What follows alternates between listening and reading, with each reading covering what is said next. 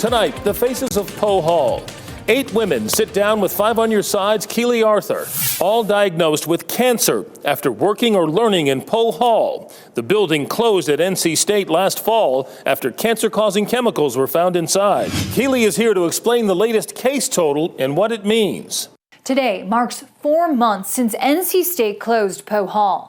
In that time, we've received 123 reports of cancer in people who were in that building. And here they all are, color-coded and laid out by type of cancer and age of diagnosis. Tonight, 8 of them are talking on camera for the first time. Said that there's any danger.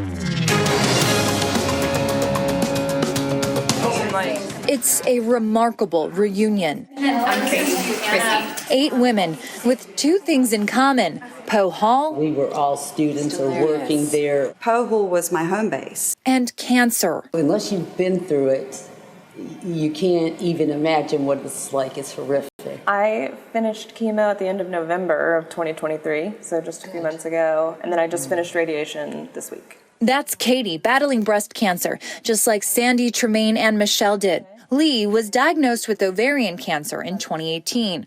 For Anna and Madison, it's lymphoma, both diagnosed in their 20s. That news came for Christy at 22, diagnosed with 2 different cancers within 2 years. I had already been in Poe for probably about 3 years when they started coming, and first with thyroid cancer my junior year, and then with soft tissue cancer my senior year. Sandy, Christy, Katie, Michelle, Madison, Anna, Tremaine, and Lee.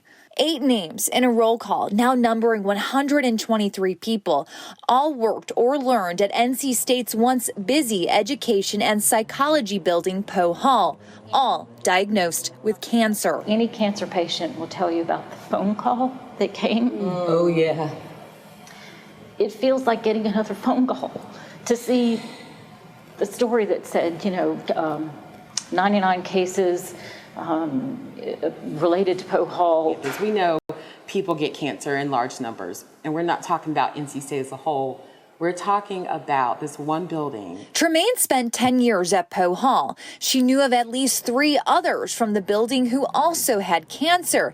And in 2020, she says she notified NC State about a potential pattern. I brought it up to someone in leadership, someone that I worked with, and just said, hey, with these recent cases, now I'm something just seems weird. It took 3 more years, 13 cases of cancer, and an employee filing a complaint with the State Department of Labor before NC State tested Poe Hall for PCBs, forever chemicals used in building construction in the mid-20th century, now banned. It's a probable carcinogen in humans. In Poe, that initial testing found levels 38 times higher than what the EPA deems unsafe. I was not shocked at all. I was just more shocked that it ccame to light.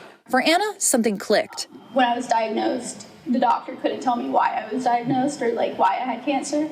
So I would like to know if maybe it was a cause. And yet, when all those Poe Hall people with cancer wrote to NC State, most never heard back. Nothing. There was no response, not even a thank you for letting us know, we're sorry, we hope you are well. 5 on Your Side has produced 21 stories on Poe Hall since it closed in November, interviewed more than a dozen people on camera and hundreds more off. We filed 12 public records requests, analyzed 223 pages of PCB test results, and earlier this month, we uncovered NC State was no longer participating in an independent investigation into the health issues at Poe Hall, a decision they reversed after our report.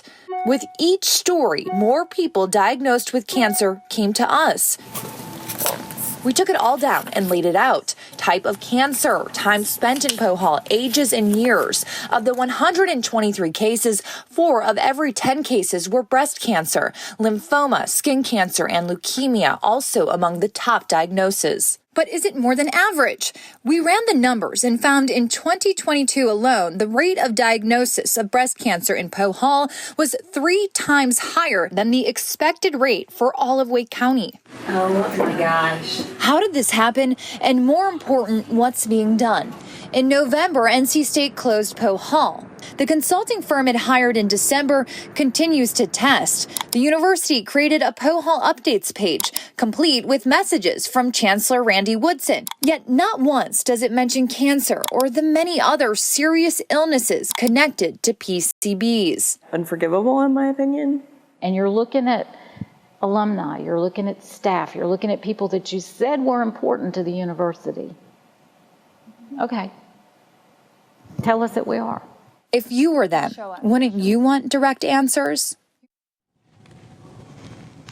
So we spoke with NC State on the phone today, and they told us that they are unable to comment on any specific health issues right now. That is, until they have a better understanding of those PCBs in the building. We know more testing is scheduled in March. Until then, though, we continue to get reports of cancer. In just the last 30 minutes, another one, 31 years old, with breast cancer.